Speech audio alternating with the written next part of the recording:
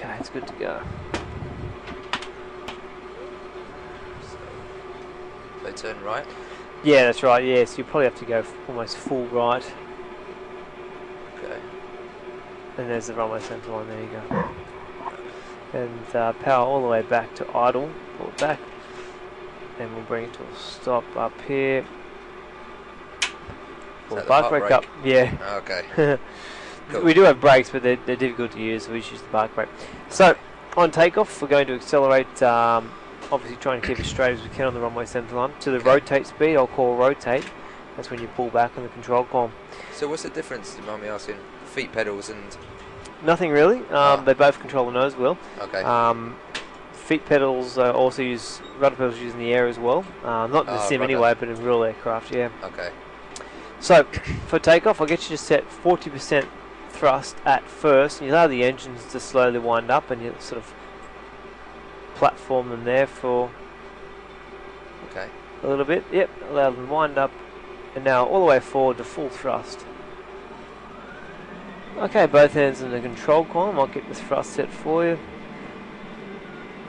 And use your feet if you want to keep straight. Looks like it's maintaining the runway centre line pretty good there anyway. Used to park my car over there. Oh really? Car park X, yeah. 26 left. Oh right, rotate. You used to work at the airport, eh? Oh yeah, this one, the Gatwick. You start to pull back. And there she goes. We're up. Nose goes up, passing, yeah, you can get the gear, pull it out and up. Out. Yep. And up. Done. Nose goes up. So keep it. About there, yeah. Reduce your thrust to 90%. It's your climb thrust setting. Yeah, good. That's it. And keep the nose at 15 degrees. Slowly retracting the flaps to 0.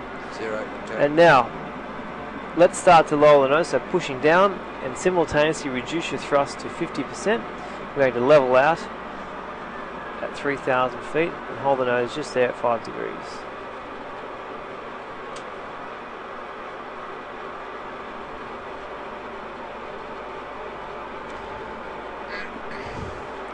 See some blue sky in the UK. It's unusual, How isn't about it? that? It's got to be a simulation. Okay, we'll go left. Why not? We'll go left onto direction 170. 70.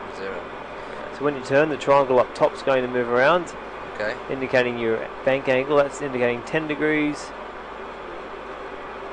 20 degrees. There, good. Just don't go any further than 30. Where am I looking, sorry? 20 degrees? Up top here, that's 20. This one up here is 30. So if you go around a little bit more, the triangle will move around up top. There you go. Just trying to go any further than that line there. Oh yeah. And your nose is still at 5 degrees, which means you're maintaining your altitude, so that's good. That's good. Okay.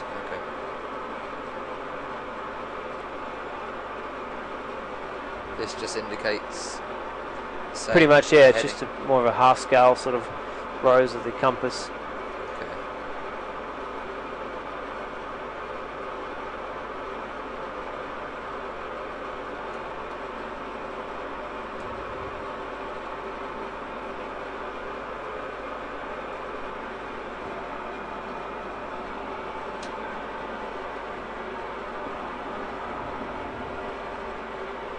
Okay. Oh, great.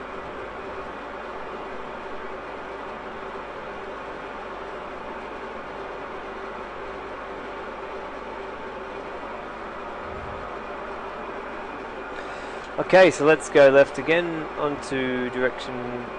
So that's where we were. Exactly, yeah. So we're going to go around. Pretty much forming just a rectangle circuit pattern. So left onto 085. Okay. Yeah, nice turn, beautiful. Thanks. Oh, right. So what you'll notice is the nose drops quite a bit in the turn. So you have to, you have to pull back quite a bit. Yeah. Now you need to remember that when you're exiting the turn, you have to push forward. Otherwise, your roll wings level, but the nose goes up, and you start to climb. I did that before. Okay.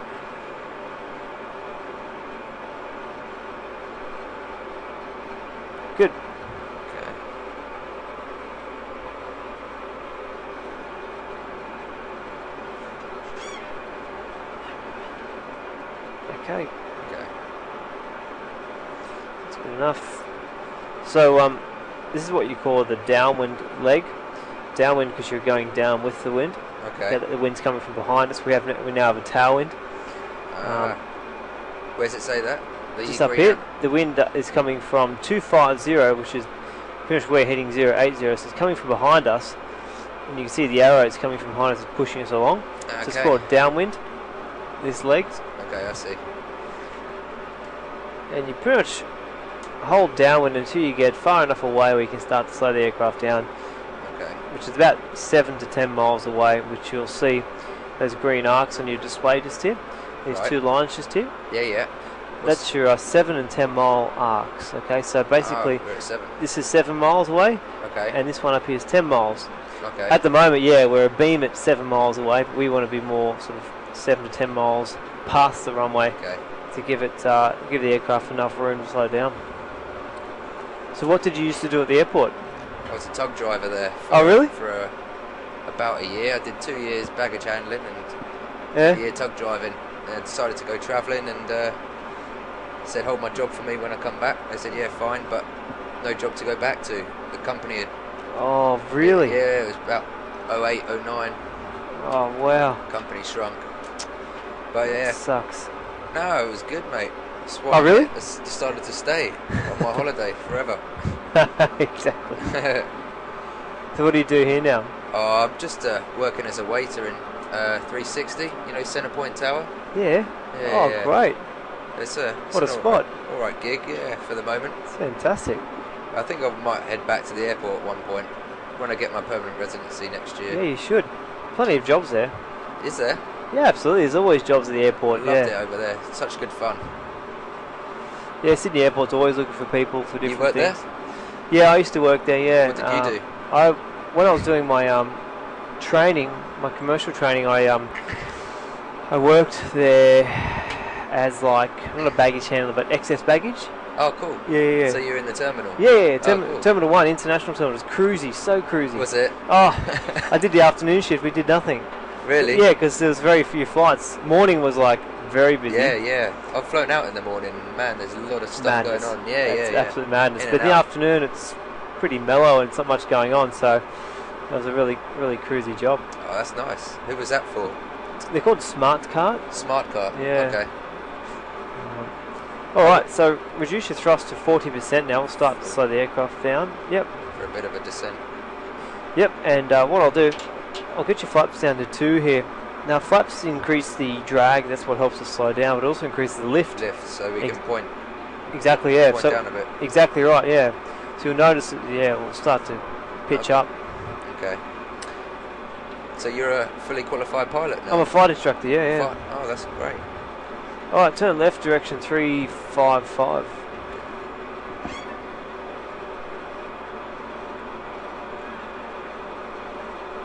Yeah, most guys here are commercial pilots, believe it or not. Really?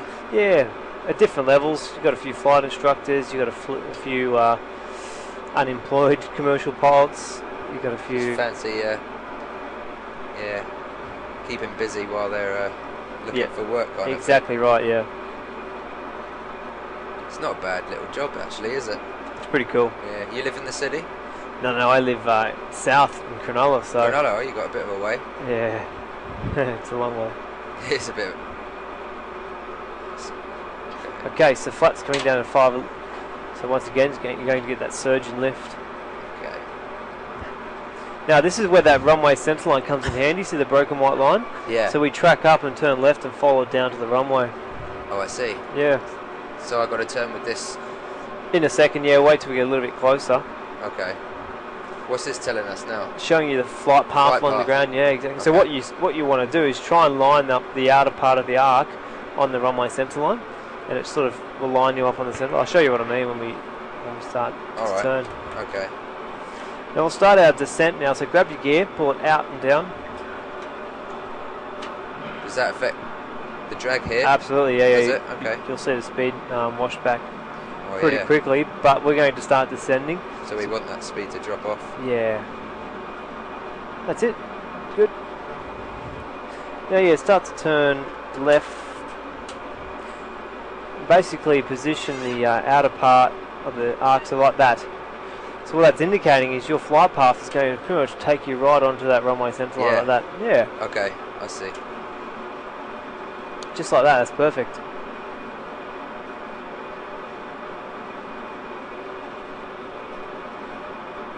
Would you ever use a little bit of rudder here? Yep. You can put a bit of rudder in there. It's very sensitive. Oh, it is, isn't it? Apparently it's like that in the real aircraft too. Using a rudder in a 7.3 is a big no-no. It's Really? Yeah. Well, if you do use it with caution. You ever flown a 7.3? No, we had an EasyJet captain here the other day. Ah, okay. And he was telling us, yeah, you don't want to go anywhere near the rudder. Really? Ever? Oh, I mean, obviously, yeah. When you're low speed, it's okay, but okay. It's twitchy. Very. Okay. Is that full 15? That's 15, yeah. Okay. So you're going to get quite a big surge in lift here. See the nose there, pitches up there. And look at the drag too. You're sort of increasing. Yeah. Dropping off. So you're dropping the speed off. So what What's you do? the minimum, really?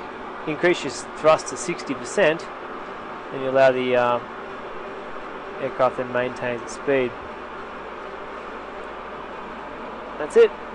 What's the minimum speed before we stall? Really? At the moment, it's about 128. Depends on your flap setting. Okay. Now you just get your nose sort of dropped down there a little bit too low. We've sort of drifted off the runway centre line here. Oh, you're right. Can you see the runway yet? Yeah, I can see it in the distance. There's a trail of yellow lights. Oh, and some red lights. Yeah. There's two runways parallel to each other. We're going, well, whatever one you want to go on, really doesn't matter. Gatwick has one. Oh yeah, well this one for some reason. Yeah, I found this strange that the code was EGKK. Yeah, me too. I've got to be honest, when you said that, it rung bells, but we never used it. It was always, well, where I worked, LGW. Yeah. Sometimes there's different. There's an ICAO code, which is what all the pilots use, and then there's a different code, like an airport code, what staff use. Like Qantas use Sydney. The airport code's YSSY, but they say SYD or something like that. Okay. Okay, so flaps 30. I can see it, the runway clearly now. Yep. Flaps 30. Yep. Now increase your thrust to 70%.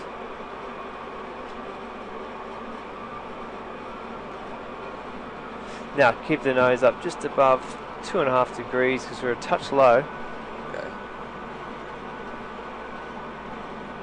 About 5. Oh, 2.5. I see. About 2.5, yeah. Okay. You might need to go up a little bit higher, depends. But see how the speed is still coming back. Just give yourself a little bit more power. Increase your thrust a little bit more. Oh, I wonder where we are then. No, Gatwick's the busiest single runwayed airport in the world. Really? Alright, this will be a... Say again? This will be a touch and go. Touch and go? Yeah, so you're going to touch down up by full power and take off again. Ah, okay. We'll try and get the code for Gatwick and do a circuit there. So start to raise the nose at 100 feet. So about now, start to raise the nose, pull back. Power all the way back. And hold the nose just there, yep. And what you'll see, what you notice is the aircraft will start to fall. So you come there, you start to pull back at the same time. That's it. That was Good. a little bit heavy. That's alright. Alright, full thrust all the way forward. John. And you can rotate there. That's good. Okay. John. Hello, John. Hey, you give me the wrong code. I don't think this is Gatwick. I'm not sure, no, but can you just double check? EJKK. EGKK, yeah. Echo Golf Kilo Kilo. Okay, mate. Bye. Apparently, Echo Golf Kilo Kilo, so. Oh, really? That's strange. Yeah. Okay, so you level off there 3,000, so push the nose all the way down. So yeah, you can be quite aggressive with the controls when it's got a lot of power. So you can reduce your thrust to 50% as well for cruise.